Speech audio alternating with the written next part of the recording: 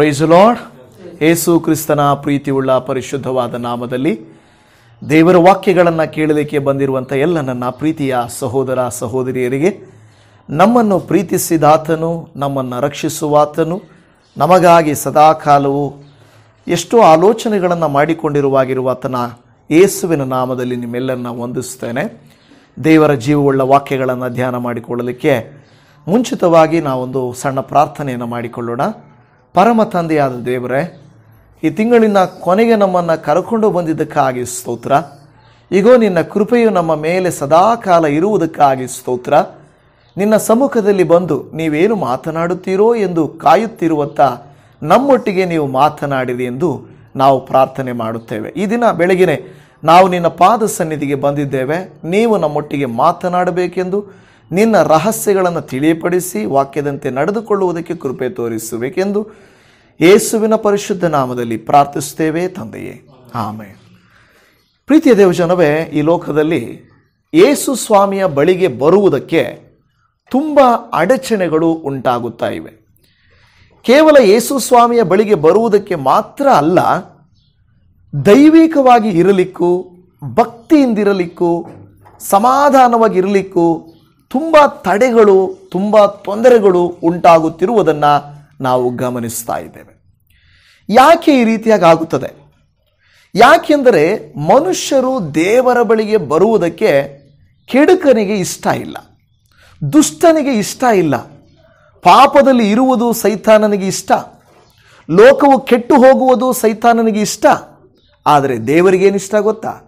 ತನ್ನ ಮಕ್ಕಳು ತನ್ನ ಬಳಿಗೆ ಬರಬೇಕೆಂದು ಆತನು ಇಷ್ಟಪಡುವಂಥವನು ಆಗಿದ್ದಾನೆ. ಹಾಗಾದರೆ ನಮ್ಮ ಜೀವಿತದಲ್ಲಿ ಇರುವಂಥ ತಡೆಗಳನ್ನು ನಾವು ದೇವರ ಬಳಿಯಲ್ಲಿ ಹೇಳಬೇಕು. ದೇವರೇ, ನಿನ್ನ ಬಳಿಗೆ ಬರುವುದಕ್ಕೆ ನನಗೆ ಅಪ್ಪಣೆ ಕೊಡು, ನಿನ್ನ ಬಳಿಗೆ ಬರುವುದಕ್ಕೆ ನನಗೆ ಅವಕಾಶ ಕೊಡು ಎಂದು ನಾವು ದೇವರ ಹತ್ರ ಕೇಳಿಕೊ. ನಾವು ಸ್ವಾರ್ಥಪರರು ಇಲ್ಲವೇ ಐಷಾರಾಮಿ ಜೀವಿತಕ್ಕೋ, ಕೇವಲ ಆಶೀರ್ವಾದಗಳಿಗೋ, ಕೇವಲ ಬಿಡುಗಡೆಗಳಿಗೋ ಯೇಸುವಿನ ಬಳಿಗೆ ಬರಬಾರದು.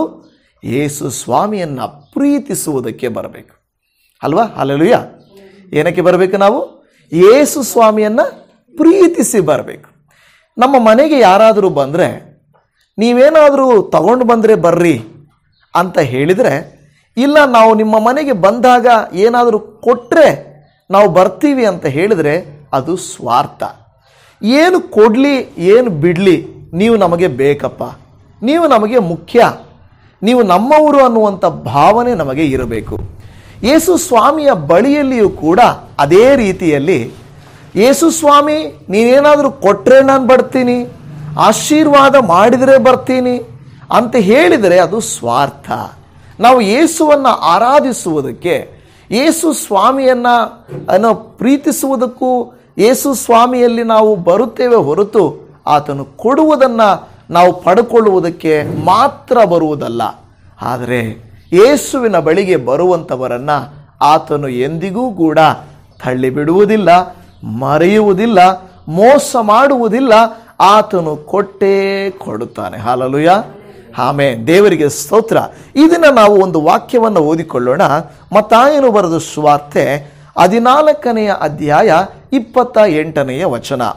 ಮತ್ತಾಯನ ಬರೆದ ಸುವಾರ್ತೆ 14:28. ಅದಕ್ಕೆ ಪೇತ್ರನು, ಸ್ವಾಮಿ ನೀನೇ ಯಾದರೆ ನನಗೆ ನೀರಿನ ಮೇಲೆ ನಡೆದು ನಿನ್ನ ಬಳಿಗೆ ಬರುವುದಕ್ಕೆ ಅಪ್ಪಣೆ ಕೊಡು ಅನ್ನಲು ಆತನು ಬಾ ಅಂದನು ಎಂದು ನೋಡುತ್ತಾ ಇದ್ದೇವೆ.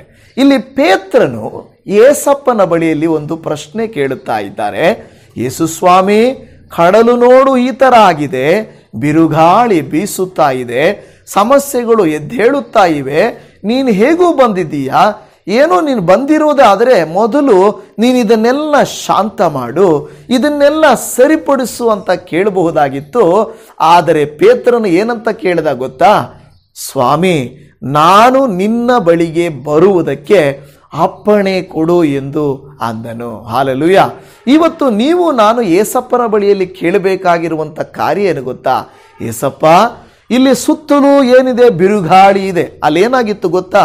ಸುತ್ತಲೂ ಸಮಸ್ಯೆ ಇದೆ, ಕತ್ತಲು ಇದೆ, ಸಮುದ್ರದ ಮಧ್ಯದಲ್ಲಿದ್ದಾರೆ, ಈ ದಿನಗಳಲ್ಲಿ ನಾವು ಸಂಸಾರವೆಂಬ ಸಾಗರದಲ್ಲಿದ್ದೇವೆ, ಸಮಸ್ಯೆಗಳೆಂಬ ಕಷ್ಟಗಳಲ್ಲಿದ್ದೇವೆ, ಪ್ರಯಾಸಗಳಲ್ಲಿದ್ದೇವೆ, ನಮಗೆ ವಿರೋಧಗಳಿದೆ. ಆದರೆ ಇದರ ಮಧ್ಯದಲ್ಲಿ ನಾವು ದೇವರ ಬಳಿಯಲ್ಲಿ ಕೇಳಬೇಕಾಗಿರುವುದೇನೆಂದರೆ, ದೇವರೇ, ಈ ಎಲ್ಲ ತಡೆಗಳನ್ನು, ಈ ಎಲ್ಲ ತೊಂದರೆಗಳನ್ನು, ಈ ಎಲ್ಲ ಅಡ್ಡಿಗಳನ್ನು ದಾಟಿ ನಿನ್ನ ಹತ್ತಿರಕ್ಕೆ ನಾನು ಬರಬೇಕು. ಅನೇಕ ಸಂದರ್ಭದಲ್ಲಿ ಏನಾಗುತ್ತೆ ಗೊತ್ತಾ, ಅನಾರೋಗ್ಯ ನಾವು ದೇವರ ಬಳಿಗೆ ಬಾರದ ಹಾಗೆ ನಮ್ಮನ್ನು ತಡೆಯುತ್ತದೆ. ಸಾಲ ಭಾರ ನಮ್ಮನ್ನು ದೇವರ ಬಳಿಗೆ ಬಾರದ ಹಾಗೆ ತಡೆಯುತ್ತದೆ.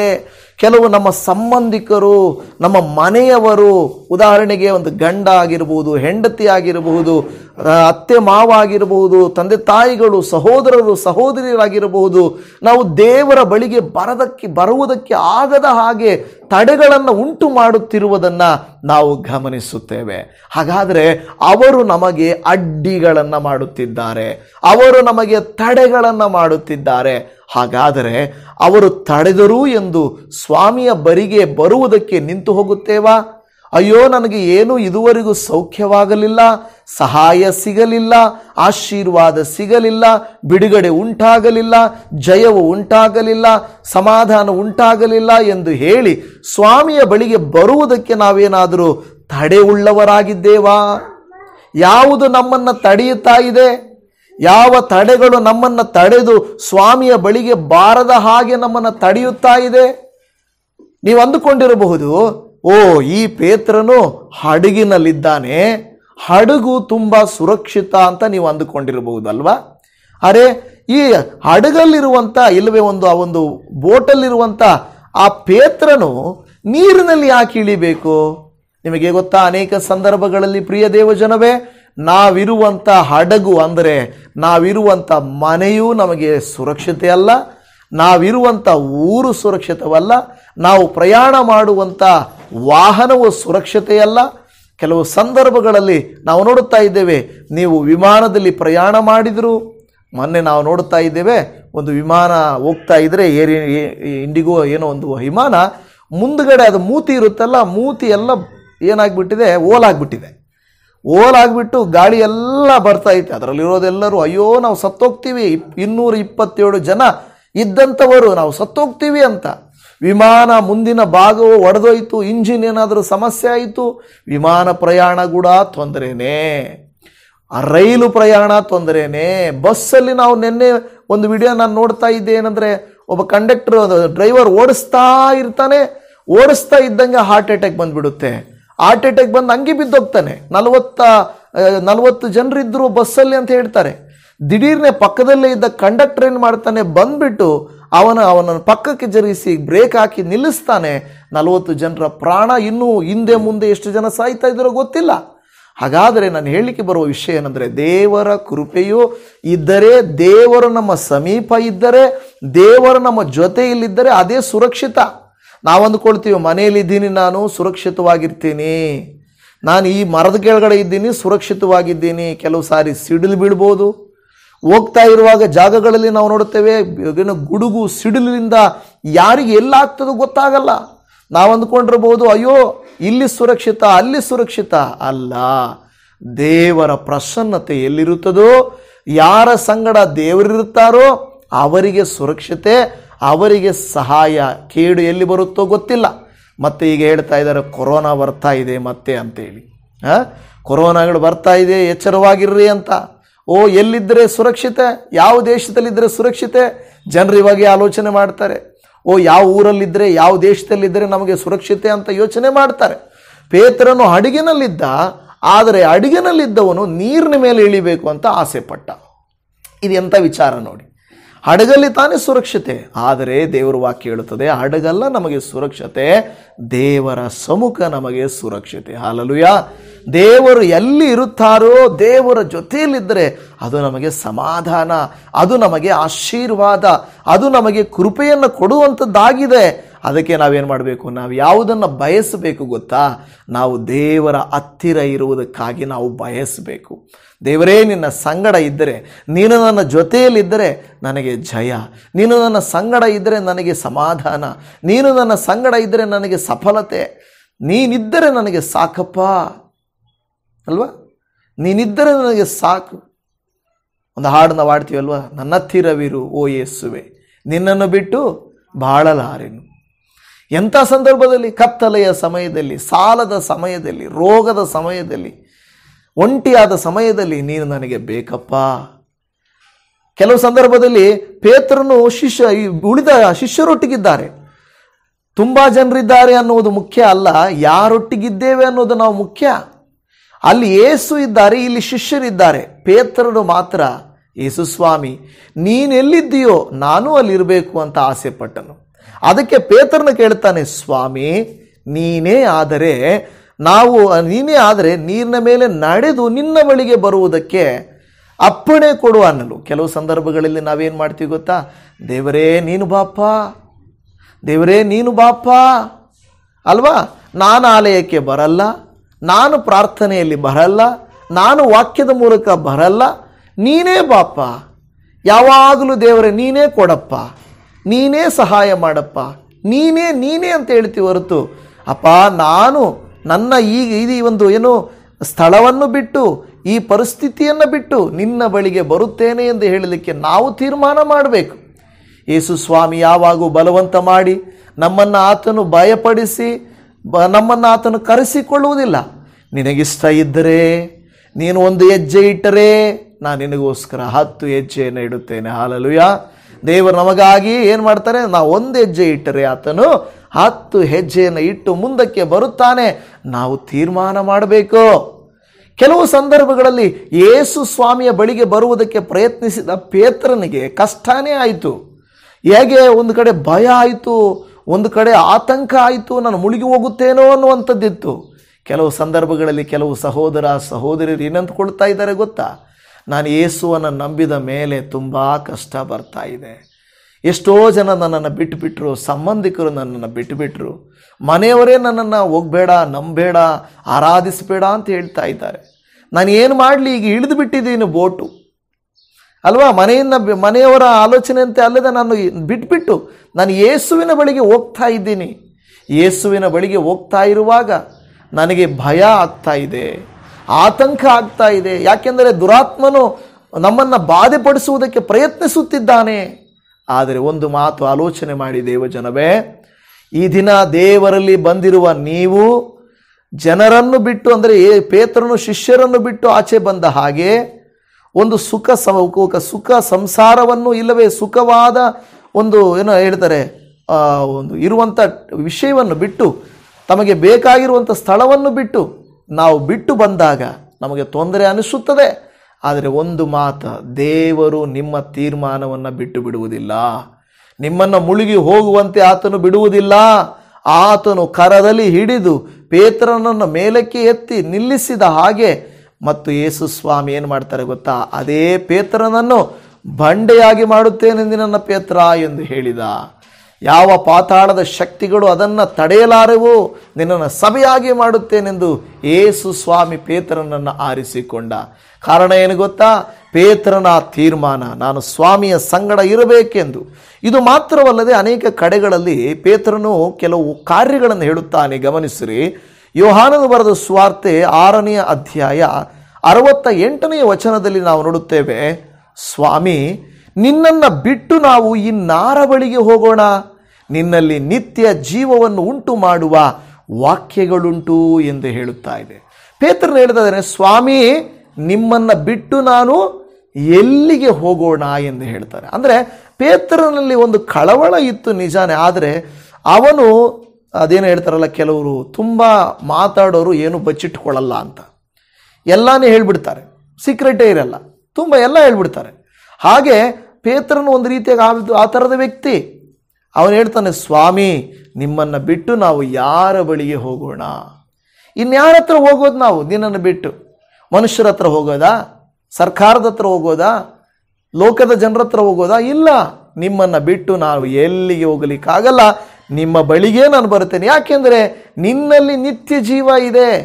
ನೀನು ನನ್ನ ಪ್ರಾಣವನ್ನು ಕಾಪಾಡಬಲ್ಲಿ, ನೀನು ನನಗೆ ಸಹಾಯವನ್ನು ಮಾಡಬಲ್ಲಿ. ನೋಡಿದ್ರ ಇವತ್ತೇನಾಗುತ್ತಾರೆ? ಅಯ್ಯೋ ಯೇಸುವನ್ನು ನಂಬಿದರೆ ಕಷ್ಟ ಬರುತ್ತಂತೆ, ಯೇಸು ಸ್ವಾಮಿಯನ್ನು ಬಿಟ್ಟರೆ ಇದೆಲ್ಲ ಬಿಟ್ಟು ಬಿಡಬೇಕಂತೆ, ಅದೆಲ್ಲ ಬಿಟ್ಬಿಟ್ಟು ಹೋಗೋದು ಯಾಕಪ್ಪ? ಸುಮ್ಮನೆ ಚೆನ್ನಾಗಿಲ್ಲೇ ಇರ್ಬೋದು ತಾನೇ, ಚೆನ್ನಾಗಿರ್ಬೋದು ತಾನೇ. ಆ ಒಂದು ಸೇಫ್ ಝೋನ್ ಅಂತ ಹೇಳ್ತಾರೆ. ಸೇಫ್ ಝೋನ್ ಅಂತ ಹೇಳಿದ್ರೆ ಗೊತ್ತಾ? ಸುರಕ್ಷಿತವಾದ ಸ್ಥಳ, ಸುರಕ್ಷಿತವಾದಂಥ ಸ್ಥಳ, ನಾವಿರುವಂಥ ಒಂದು ಸ್ಥಳ. ಅಯ್ಯೋ ನಾನು ಸಿಟಿಯಲ್ಲಿದ್ದೀನಿ, ಅಯ್ಯೋ ನಾನು ಒಳ್ಳೆ ಮನೆಯಲ್ಲಿದ್ದೀನಿ, ಇದನ್ನು ಬಿಟ್ಟು ಹೋಗು ಅಂದರೆ ಹೇಗೆ? ದೇವರು ಹೇಳ್ತಾ ಇದ್ದಾರಲ್ವ ಇದನ್ನು ಬಿಟ್ಟು ಹೋಗು ಅಂತ. ಆದರೆ ನೋಡಿದ್ದೆ, ನಮ್ಗೆ ಗೊತ್ತಿದೆ, ಲೋಟನಿಗೂ ಅವನ ಕುಟುಂಬಕ್ಕೂ ದೇವರೇನು ಹೇಳ್ತಾರೆ? ಲೋಟ, ನೀನಿರುವಂಥ ಸೋದೋಮ್ ಗೋಮರ ಪಟ್ಟಣ ಸೇಫ್ ಅಲ್ಲ. ಅವನಂದುಕೊಳ್ದ ಅವ್ರ ಮನೆಯಲ್ಲಿದ್ದವರು ಹೇಳ್ತಾ ಇದ್ದಾರೆ, ಇಲ್ಲ ಅವ್ರ ಸುತ್ತೂ ಇದ್ದವರು ಹೇಳ್ತಾರೆ ಏನು ಸೇಫ್ ಅಲ್ಲ. ಸೋದೋಮ್ ಗೋಮರ ಎಂಥ ಪಟ್ಟಣ ಗೊತ್ತಾ ಇದು? ಎಂಥ ಪಟ್ಟಣ ಗೊತ್ತಾ? ಬೆಳೆದಿರೋ ಪಟ್ಟಣ, ಎಲ್ಲ ಸಿಗ್ತದೆ. ಕೆಲವು ಜನರು ಇವಾಗ ಏನು ಮಾಡ್ತಾರೆ, ಫಾರಿನ್ ಕಂಟ್ರೀಸ್ ಮೇಲೆ ಆಸೆ ಪಡ್ತಾರಲ್ವ, ಅಲ್ಲಿ ಸಿಟಿ ಚೆನ್ನಾಗಿರುತ್ತಂತೆ. ಕೆಲವು ಹಳ್ಳಿಗಳಲ್ಲಿರೋರು ಅಯ್ಯೋ ಬೆಂಗಳೂರು ಚೆನ್ನಾಗಿರುತ್ತಂತೆ, ಡೆಲ್ಲಿ ಚೆನ್ನಾಗಿರುತ್ತಂತೆ, ಹೈದರಾಬಾದ್ ಚೆನ್ನಾಗಿರುತ್ತಂತೆ. ಕೆಲವು ಸಿಟಿಗಳು ಅಕ್ಕಪಕ್ಕ ನಿಮ್ಮ ದೊಡ್ಡ ಪಟ್ಟಣಗಳಿದ್ದರೆ ಅದು ಚೆನ್ನಾಗಿರುತ್ತಂತೆ. ಆದರೆ ದೇವರು ಹೇಳ್ತಾನೆ ಪಟ್ಟಣಗಳು ಕೂಡ ಸುರಕ್ಷತೆ ಅಲ್ಲ. ಯಾಕೆಂದರೆ ಅಲ್ಲಿ ಪಾಪಗಳು ತುಂಬಿ ಹೋಗ್ತಾ ಇದ್ದಾವೆ. ದೇವರು ಹೇಳ್ತಾನೆ ಲೋಟನಿಗೂ ಅವನ ಕುಟುಂಬಕ್ಕೆ, ನೀನು ನಿನ್ನ ಕುಟುಂಬವು ಎದ್ದು ಏನು ಮಾಡ್ರಿ, ಸೋದೋಮ್ ಗೋಮರ ಪಟ್ಟಣವನ್ನು ಬಿಟ್ಟು ಆಚೆ ಬನ್ರಿ ಅಂತ ಹೇಳ್ದ. ಅಯ್ಯಯ್ಯೋ, ಅಲ್ಲಿ ಲೋಟನ ಹೆಂಡತಿ ಹೋಗ್ತಾ ಹೋಗ್ತಾ ಆಲೋಚನೆ ಮಾಡ್ತಾಳೆ, ಏನಪ್ಪ ಚೆನ್ನಾಗಿ ಐಷಾರಾಮಿಯಾಗಿದ್ದೆವು, ಮನೆ ಇತ್ತು, ಎಲ್ಲ ಇತ್ತು, ಇಷ್ಟು ಇಟ್ಕೊಂಡು ನಾವೀಗ ಇದನ್ನೆಲ್ಲ ಬಿಟ್ಟು ಆಚೆ ಬರಬೇಕು, ಹೇಗೆ ಬರೋದು ಎಂದು ಆಲೋಚನೆ ಮಾಡಿದಳು. ಆದರೆ ನನ್ನ ಪ್ರಿಯ ದೇವಜನವೇ, ಯಾರು ದೇವರ ಮಾತಿಗೆ ದೇವರನ್ನ ಪ್ರೀತಿಸಿ ತಮ್ಮ ಕಂಫರ್ಟ್ ಝೋನನ್ನು ಬಿಟ್ಟು ಆಚೆ ಬರ್ತಾರೋ ಅವರನ್ನು ದೇವರು ಕಾಪಾಡ್ತಾನೆ. ಕಂಫರ್ಟ್ ಝೋನ್ ಬಿಟ್ಟು ಬರೋದಂದರೆ ದೇವರಿಗೋಸ್ಕರ ಕೆಲವನ್ನ ಬಿಟ್ಟು ಬರಬೇಕು. ಅಬ್ರಹಾಮನನ್ನು ದೇವರು, ಅಬ್ರಹಾಮ ನೀನು ನಿನ್ನ ಸ್ವದೇಶವನ್ನು, ನಿನ್ನ ಸ್ವಂತ ಜನರನ್ನು ಬಿಟ್ಟು ಆಚೆ ಬಂದಾಗ ಅಬ್ರಹಾಮನು ಕ್ವಶನ್ ಕೇಳಲಿಲ್ಲ, ಸರಿ ಸ್ವಾಮಿ ಅಂತ ಹೇಳಿದ. ಇವತ್ತು ನನ್ನ ಪ್ರಿಯ ದೇವಜನವೇ, ನಾವು ದೇವರ ಬಳಿಗೆ ಬರುತ್ತಾ ಇದ್ದೇವಾ ಇಲ್ಲವಾ, ಲೋಕದಲ್ಲೇ ನಾವು ಮಗ್ನರಾಗಿದ್ದೇವಾ ಎಂದು ನಾವು ಆಲೋಚನೆ ಮಾಡಿಕೊಳ್ಳಬೇಕು. ಯಾರು ಕೂಡ ಏನು ಮಾಡಬಾರ್ದು, ತಮ್ಮನ್ನೇ ತಾವು ನಾನು ಇಲ್ಲಿದ್ದೀನಿ, ಸುರಕ್ಷಿತವಾಗಿದ್ದೀನಿ, ನನಗೇನು ತೊಂದರೆ ಇಲ್ಲ ಅಂತ ನಾವು ಅಂದುಕೊಳ್ಳಬಾರದು. ದೇವರ ಮಾತಿಗೆ ನಾವು ವಿಧೇಯರಾಗಬೇಕು. ರೋಮಾಪುರದವರಿಗೆ ಬರೆದ ಪತ್ರಿಕೆಯಲ್ಲಿ 12ನೇ ಅಧ್ಯಾಯ 3ನೇ ವಚನದಲ್ಲಿ, ದೇವರು ನನಗೆ ಕೃಪೆ ಮಾಡಿದ ಸೇವೆಯನ್ನು ನಡೆಸಿ ನಿಮ್ಮಲ್ಲಿ ಒಬ್ಬೊಬ್ಬನಿಗೂ ಹೇಳುವುದೇನೆಂದರೆ, ಯಾರೂ ತನ್ನ ಯೋಗ್ಯತೆಗೆ ಮೀರಿ ತನ್ನನ್ನು ಭಾವಿಸಿಕೊಳ್ಳದೆ ದೇವರು ಒಬ್ಬೊಬ್ಬನಿಗೆ ಎಂತೆಂಥ ವಿಶ್ವಾಸ ಬಲವನ್ನು ಕೊಟ್ಟನೋ ಅದಕ್ಕೆ ತಕ್ಕ ಹಾಗೆ ನ್ಯಾಯವಾದ ಅಭಿಪ್ರಾಯದಿಂದ ತನ್ನನ್ನು ಭಾವಿಸಿಕೊಳ್ಳಬೇಕು. ಜನರೇನು ಭಾವಿಸ್ಕೊಳ್ತಾರೆ ಗೊತ್ತಾ?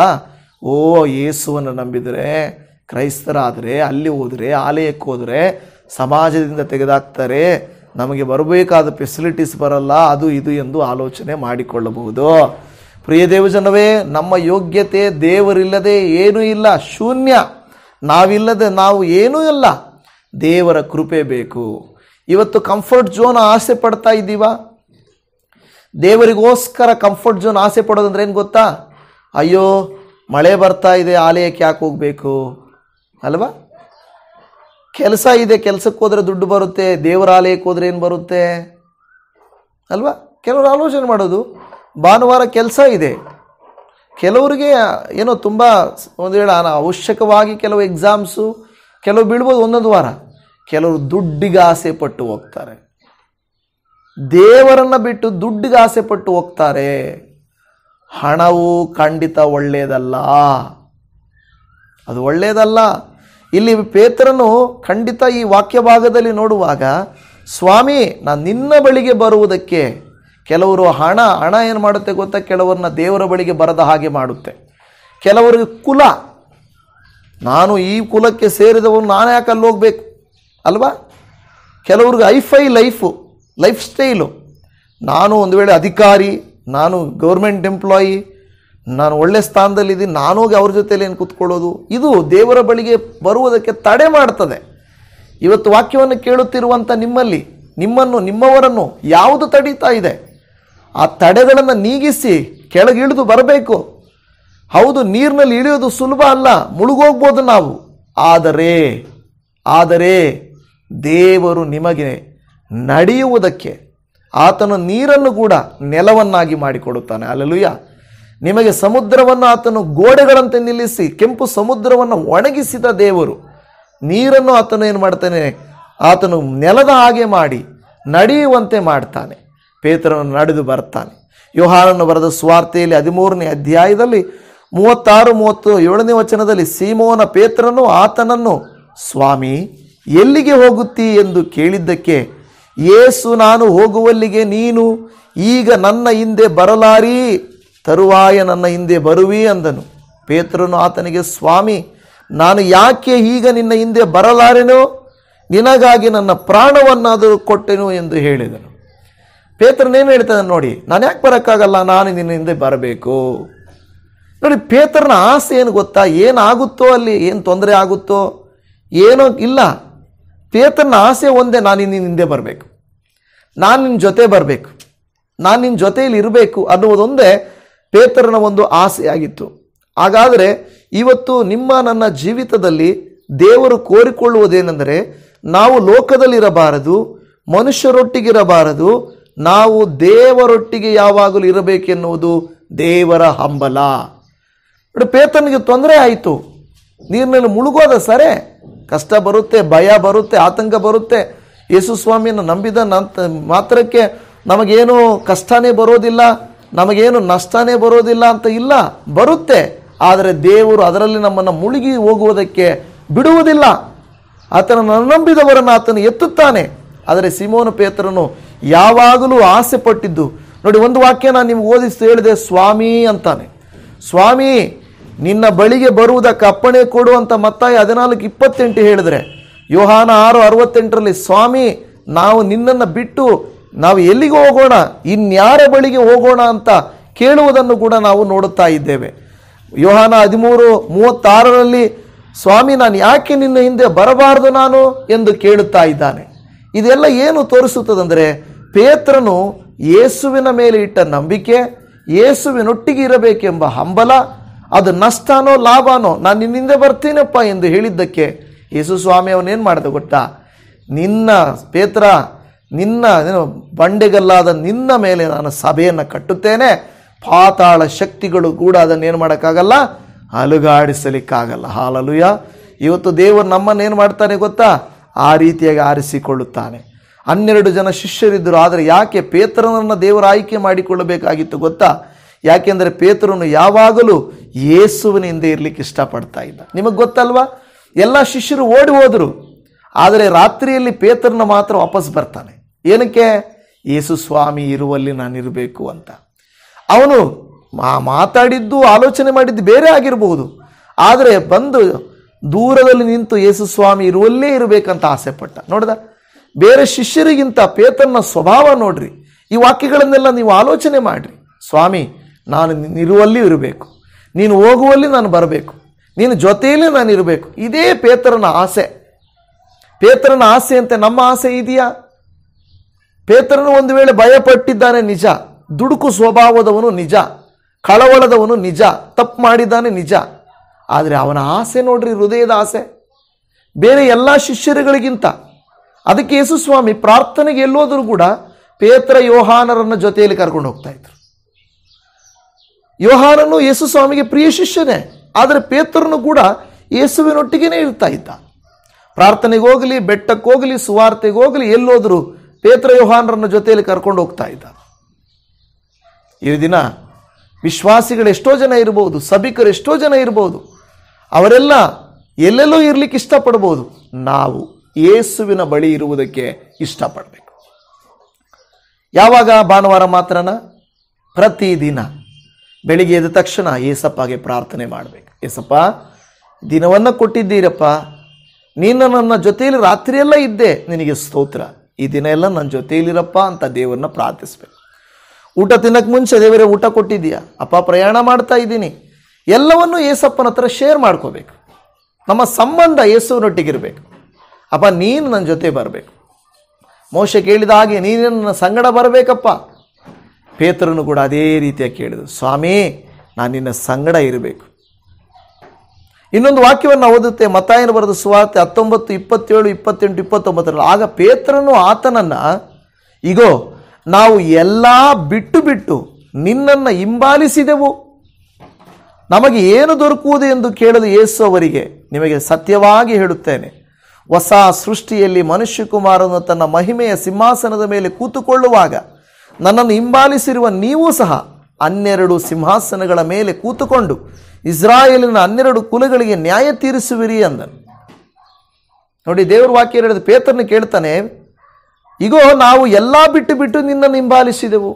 ಪೇತ್ರನ ಹೇಳ್ತಾನೆ, ಏಸಪ್ಪ ನಾವೆಲ್ಲ ಬಿಟ್ಬಿಟ್ಟಿದ್ದೀವಿ ನಿನಗೋಸ್ಕರ. ನೋಡಿದ್ರೆ ಅವನ ಆ ಮಾತುಗಳನ್ನು ನೋಡ್ರಿ, ಒಂದೊಂದು ಮಾತು ನೋಡ್ರಿ. ಪೇತ್ರನ ಹೇಳ್ತಾ ಇರೋದು, ನಿನ್ನ ಜೊತೆಯಲ್ಲಿರಬೇಕು, ನಿಮ್ಮ ಬಳಿಯಲ್ಲಿರಬೇಕು, ನಿನ್ನ ಜೊತೆ ಯಾಕೆ ನಾನು ಬರಬಾರ್ದು ದೇವರೇ, ನಿನಗೋಸ್ಕರ ನಾನು ಪ್ರಾಣ ಬೇಕಾದರೂ ಕೊಡ್ತೀನಿ ದೇವರೇ. ಪ್ರಾಣ ಕೊಡೋದಕ್ಕೂ ಪ್ರಾಣ ತೆಗೆಯೋದಕ್ಕೂ ಸಿದ್ಧ ಎಂದ ಪೇತ್ರ. ಅದಕ್ಕೆ ಸೈನಿಕರು ಯೇಸು ಸ್ವಾಮಿನ ಹಿಡಿಯಕ್ಕೆ ಬಂದಾಗ ಏನು ಮಾಡ್ದ? ಕತ್ತಿ ತಗೊಂಡು ಕಡಿಯಕ್ಕೆ ಹೋದ. ಆದರೆ ಸ್ವಲ್ಪ ಮಾತ್ರ ಕಿವಿ ಸೈನಿಕಂದು ಕಡ್ದೋಯ್ತು. ಕೊಲ್ಲಕ್ಕೆ ಹೋಗ್ಬಿಟ್ಟ ತಗೊಂಡು, ನನ್ನ ಸ್ವಾಮಿಯನ್ನು ಹಿಡಿಯಕ್ಕೆ ಬರ್ತೀರಾ ಅಂದರೆ ಒಂದು ವೈರಾಗ್ಯ ಈ ಪೇತ್ರನಿಗಿತ್ತು. ಆದರೆ ಪ್ರೀತಿ ದೇವಜನವೇ, ಆ ವೈರಾಗ್ಯ ನಮ್ಮಲ್ಲಿದೆಯಾ? ಯಾರು ಶಿಷ್ಯರನ್ನ ನೋಡಿಬಿಟ್ಟು ಅಯ್ಯೋ ಯಾರು ಮುಂದಕ್ಕೆ ಹೋಗ್ತಾ ಇಲ್ಲ, ಯಾರು ಯೇಸುವನ್ನು ಹಿಡಿದಾಗ ಹೋಗಿ ನೋಡ್ತಾ ಇಲ್ಲ, ನಾನು ಯಾಕೆ ಹೋಗ್ಬೇಕಪ್ಪ ಅಂತ ಭಯಪಡಲಿಲ್ಲ. ಎಲ್ಲರೂ ಎಲ್ಲೆಲ್ಲಿ ಓಡೋದ್ರು. ಆದರೆ ಪೇತ್ರನು ಮತ್ತೆ ಯೇಸು ಸ್ವಾಮಿಯನ್ನು ನೋಡಕ್ಕೆ ಹೋಗ್ತಾ ಇದ್ದಾನೆ. ಯೇಸು ಸ್ವಾಮಿಗೆ ಗೊತ್ತಿತ್ತು ಪೇತ್ರನು ಬರ್ತಾನೆ ಅಲ್ಲಿಗೆ ಅಂತ. ಹೇಗೆ ಗೊತ್ತು? ಹೇಗೆ ಗೊತ್ತು? ಹೇಗೆ ಗೊತ್ತು ಅಂದರೆ ಯೇಸು ಸ್ವಾಮಿ ಹೇಳ್ತಾರೆ, ಪೇತ್ರ ನನ್ನನ್ನು 3 ಸಾರಿ ನೀನು ಅರಿಯನು ಎಂದು ಹೇಳುವುದಕ್ಕಿಂತ ಮುಂಚೆ ಕೋಳಿ ಕೂಗೋದಿಲ್ಲ. ಕೋಳಿ ಕೂಗುವಷ್ಟರಲ್ಲಿ ನೀನು 3 ಸಾರಿ ನನ್ನನ್ನು ಏನು ಮಾಡ್ತೀಯಾ, ನೀನು ಯಾರೋ ನನಗೆ ಗೊತ್ತಿಲ್ಲ ಅಂತ ಹೇಳ್ತೀಯಾ ಅಂತ ಹೇಳ್ದ. ಅದರ ಅರ್ಥ ಅಲ್ಲಿಗೆ ಬರಬೇಕು ಅವನು.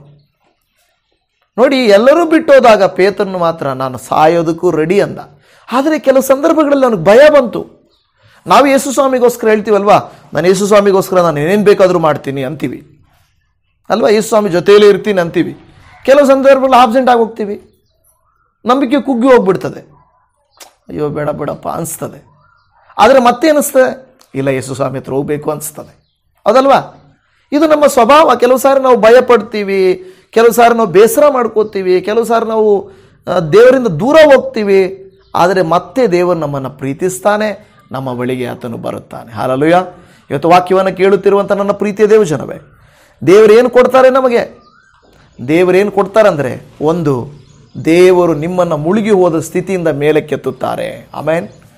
ಮತ್ತು ಯೇಸು ಸ್ವಾಮಿ ಪೇತ್ರನ ಮಾಡಿದ ಒಂದು, ಅಲ್ಲಿ ಮುಳುಗುವ ಸ್ಥಿತಿಯಿಂದ ಎತ್ತಿದ. ಎರಡನೇದು, ಯೇಸು ಸ್ವಾಮಿ ಪೇತ್ರನನ್ನು ಒಂದು ಸಭೆಗೆ ಮೂಲೆಗಲ್ಲಾಗಿ, ಅಂದರೆ ಸಭೆಗೆ ಒಂದು ಬಂಡೆಗಲ್ಲಾಗಿ ಅಡಿಪಾಯವನ್ನಾಗಿ ಮಾಡಿದ.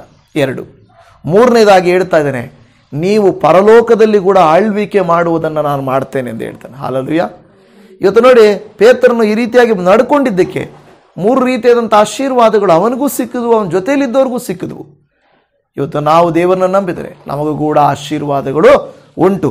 ಕೊನೆಯಲ್ಲಿ ಹೇಳಿದಿರ್ತದೆ 29ನೇ ವಾಕ್ಯದಲ್ಲಿ, ಮತ್ತಾಯ 19:37ನಲ್ಲಿ, ನನ್ನ ಹೆಸರಿನ ನಿಮಿತ್ತ, ಚೆನ್ನಾಗಿ ಗಮನಿಸಿರಿ ವಾಕ್ಯವನ್ನು, ನನ್ನ ಹೆಸರಿನ ನಿಮಿತ್ತ ಮನೆಗಳನ್ನಾಗಲಿ, ಅಣ್ಣ ತಮ್ಮಂದಿರನ್ನಾಗಲಿ, ಅಕ್ಕ ತಂಗಿಯರನ್ನಾಗಲಿ, ತಂದೆಯನ್ನಾಗಲಿ, ತಾಯಿಯನ್ನಾಗಲಿ, ಮಕ್ಕಳನ್ನಾಗಲಿ, ಭೂಮಿಯನ್ನಾಗಲಿ ಬಿಟ್ಟು ಬಿಟ್ಟಿರುವವರೆಲ್ಲರಿಗೆ ಅನೇಕ ಪಾಲು ಹೆಚ್ಚಾಗಿ ಸಿಕ್ಕುವುದು ಮತ್ತು ಅವರು ನಿತ್ಯ ಜೀವಕ್ಕೆ ಬಾಧ್ಯರಾಗುವರು. ಹಲ್ಲೆಲೂಯಾ. ನೋಡಿ, ಏನಂತ ಹೇಳ್ತಾರೆ ಏಸಪ್ಪ, ನನ್ನನ್ನು ಬಿಟ್ಟೋದ್ರೆ ನಿನಗೆ ಎಲ್ಲ ಕಳ್ಕೊಂಡಿದ್ದೀರಾ. ನೀವು ಕೆಲವರು ಇದನ್ನು ಮಾಡಿದ್ದೀರಾ. ನಿಮ್ಮಲ್ಲಿ ಕೆಲವರು ತಂದೆ ಬಿಟ್ಟಿದ್ದೀರಾ, ತಾಯಿ ಬಿಟ್ಟಿದ್ದೀರಾ, ಭೂಮಿ ಬಿಟ್ಟಿದ್ದೀರಾ, ಮನೆ ಬಿಟ್ಟಿದ್ದೀರಾ, ಕೆಲಸ ಬಿಟ್ಟಿದ್ದೀರಾ, ಎಲ್ಲ ಬಿಟ್ಟಿದ್ದೀರಾ. ಏಸಪ್ಪ ಹೇಳ್ತದೆ, ನೀವು ಮಾಡಿದ ತ್ಯಾಗಕ್ಕೆ ಅನೇಕ ಪಾಲು ಹಿಂದಕ್ಕೆ ನಾನು ಕೊಡುತ್ತೇನೆ. ಆಮೇನ್. ದೇವರು ನಿಮಗೆ ಅನೇಕ ಪಾಲು ಹಿಂದಕ್ಕೆ ಕೊಡಲಿ ಎಂದು ನಾನು ಪ್ರಾರ್ಥನೆ ಮಾಡುತ್ತೇನೆ. ಹಾಗಾದರೆ ನಮ್ಮ ಕಣ್ಣುಗಳನ್ನು ಮುಚ್ಚಿಕೊಂಡೋಣ, ಪ್ರಾರ್ಥನೆ ಮಾಡೋಣ.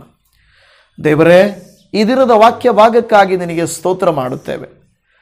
ಪೇತ್ರನು ಕರ್ತನೇ ಕಂಫರ್ಟ್ ಝೋನನ್ನು ಬಿಟ್ಟು, ಹಡಗನ್ನು ಬಿಟ್ಟು, ಶಿಷ್ಯರನ್ನು ಬಿಟ್ಟು ತಾನು ಮುಂದಕ್ಕೆ ಹೆಜ್ಜೆಯನ್ನಿಟ್ಟ. ಆದರೆ ಮುಂದಕ್ಕೆ ಹೆಜ್ಜೆ ಇಟ್ಟಾಗ ಸುಲಭವಾಗಿರಲಿಲ್ಲ. ದೇವರೇ, ಅವನು ಇಟ್ಟು ಬಂದಾಗ ಅದ್ಭುತ ನಡೆಯಿತು. ಕೆಲವು ಸಂದರ್ಭಗಳಲ್ಲಿ ನಾವು ನಿಮ್ಮನ್ನು ನಂಬಿ ಬಂದಾಗ ಒಳ್ಳೆಯದಾಗ್ತದೆ. ಆದರೆ ಆ ನಂತರ ಭಯ, ಅಪನಂಬಿಕೆ, ಇವುಗಳಿಂದ ಕರ್ತನೇ ನಮ್ಮ ಜೀವಿತದಲ್ಲಿ ಅಲೆಗಳು ಬರ್ತವೆ, ಭಯ ಬರ್ತದೆ, ಮುಳುಗಿ ಹೋಗ್ತೇವೆ. ಆದರೆ ನೀವು ಇವತ್ತು ನಮಗೆ ಹೇಳಿದ್ದೀರಾ, ನಾನು ನಿಮ್ಮನ್ನು ಮುಳುಗಿಯುವುದಕ್ಕೆ ಬಿಡುವುದಿಲ್ಲ, ನಾನು ನಿಮ್ಮನ್ನು ಮೇಲಕ್ಕೆತ್ತುತ್ತೇನೆ ಎಂಬುದಾಗಿ. ಎರಡನೇದಾಗಿ ಅಪ್ಪ, ಪೇತ್ರನನ್ನು ಯಾವ ರೀತಿಯಾಗಿ ಸಭೆಗೆ ಕರ್ತನೆ ಒಂದು ಅಡಿಪಾಯವಾಗಿ ಮಾಡಿದೆಯೋ ಅದೇ ರೀತಿಯಾಗಿ ನೀವು ಕೂಡ ನಮ್ಮನ್ನು ಮಾಡಲಿಕ್ಕೆ ಶಕ್ತನಾದ ದೇವರು. ಮತ್ತು ಮೂರನೇದಾಗಿ ಅಪ್ಪ, ಪರಲೋಕದ ಸಿಂಹಾಸನದಲ್ಲಿ ಕುಳಿತು ಆಳ್ವಿಕೆ ಮಾಡುವ ಅಧಿಕಾರವನ್ನು ಕೊಟ್ಟು ಕರ್ತನೆ, ಅದಕ್ಕಾಗಿ ಸ್ತೋತ್ರ. ನಾಲ್ಕನೇದಾಗಿ ನಿತ್ಯ ಜೀವವನ್ನು ಆತನಿಗೆ ಕೊಟ್ಟಿದೆ, ನಿನಗೆ ಸ್ತೋತ್ರ. ಅದೇ ವಾಗ್ದಾನಗಳು ಇವತ್ತು ನಮಗೂ ಇದೆ ಸ್ವಾಮಿ. ನಮ್ಮನ್ನು ಸಮಸ್ಯೆಗಳಿಂದ, ಸಾಲಗಳಿಂದ, ರೋಗಗಳಿಂದ, ಕುಟುಂಬ ಪರಿಸ್ಥಿತಿಗಳಿಂದ ಮೇಲೆತ್ತುತ್ತಿ ಎಂದು ಕಾಯುತ್ತಾ ಇದ್ದೀವಪ್ಪ. ನಾವು ಮಾಡಿದ ತ್ಯಾಗ, ಕೆಲವು ಸಂದರ್ಭಗಳಲ್ಲಿ ತಂದೆ ತಾಯಿಗಳನ್ನು ನಾವು ಬಿಟ್ಟಿದ್ದೇವೆ, ದೇವರೇ ಕೆಲವರನ್ನ ನಾವು ತೊರೆದಿದ್ದೇವೆ, ಯಾಕೆಂದರೆ ನೀನು ಬೇಕು ಅಂತ. ಕರ್ತನೇ, ಈ ತೀರ್ಮಾನ ಮಾಡಿದವರನ್ನು ನೀನು ಕನಿಕರಿಸುತ್ತಿ, ನಿನಗೆ ಸ್ತೋತ್ರ. ಪ್ರತ್ಯೇಕವಾಗಿ ಈ ದಿನ ಯಾರೆಲ್ಲ ನಾವು ಆ ರೀತಿಯಾಗಿ ತೀರ್ಮಾನ ಮಾಡಿದ್ದೇವೋ, ನೀವೇ ಈ ವಾಕ್ಯದಲ್ಲಿ ನಮಗೆ ಹೇಳಿದ್ದೀರಿ, ನೀವು ಏನೆಲ್ಲ ಬಿಟ್ಟು ಬಿಟ್ಟಿದ್ದೀರೋ ಅದಕ್ಕೆ ಅನೇಕ ಪಾಲು ಹೆಚ್ಚಾಗಿ ನಿಮಗೆ ಹಿಂದಕ್ಕೆ ತಿರುಗಿ ಸಿಕ್ಕುವುದು ಅಂತ ಹೇಳಿದ್ದೀರಾ. ಕರ್ತನೇ, ದಯಮಾಡಿ ವಾಕ್ಯವನ್ನು ಕೇಳಿದವರ ಜೀವಿತದಲ್ಲಿ ಆ ರೀತಿಯಾಗಿ ನೀವು ಹಿಂದಕ್ಕೆ ಹಿಂತಿರುಗಿ ಅನೇಕ ಪಾಲನ್ನು ಹಿಂತಿರುಗಿ ಕೊಡಬೇಕೆಂದು ಪ್ರಾರ್ಥನೆ ಕೇಳಿದಕ್ಕಾಗಿ ನಿನಗೆ ಸ್ತೋತ್ರ ಅಪ್ಪ. ಖಂಡಿತ ಈ ಪ್ರಾರ್ಥನೆಯನ್ನು ಆಲಿಸಿದ್ದೀರಿ, ನಮ್ಮ ಜೀವಿತಗಳಲ್ಲಿ ಆಶೀರ್ವಾದಗಳನ್ನು ನಮಗೆ ಹಿಂತಿರುಗಿಸಿ ಕೊಡುತ್ತೀರಿ ಎಂಬುದಾಗಿ ನಂಬುತ್ತಾ, ನಮ್ಮ ಪ್ರಾರ್ಥನೆಗಳನ್ನು ಆಲಿಸಿದ್ದಕ್ಕಾಗಿ, ನಮ್ಮನ್ನು ಅನುಗ್ರಹಿಸಿದ್ದಕ್ಕಾಗಿ ನಿನಗೆ ಸ್ತೋತ್ರ ಮಾಡುತ್ತಾ, ನಮ್ಮ ರಕ್ಷಕನು, ನಮ್ಮ ಕರ್ತನು, ನಮ್ಮ ದೇವರು ಆಗಿರುವ ನಜರೇತಿನ ಯೇಸುವಿನ ಪರಿಶುದ್ಧವಾದ ನಾಮದಲ್ಲಿ ಪ್ರಾರ್ಥಿಸುತ್ತೇವೆ ತಂದೆಯೇ. Amen, amen. ಎಲ್ಲರಿಗೂ ಪ್ರೈಸ್ ದಿ ಲಾರ್ಡ್. ಶಲೋಮ್. ಆಮೇನ್.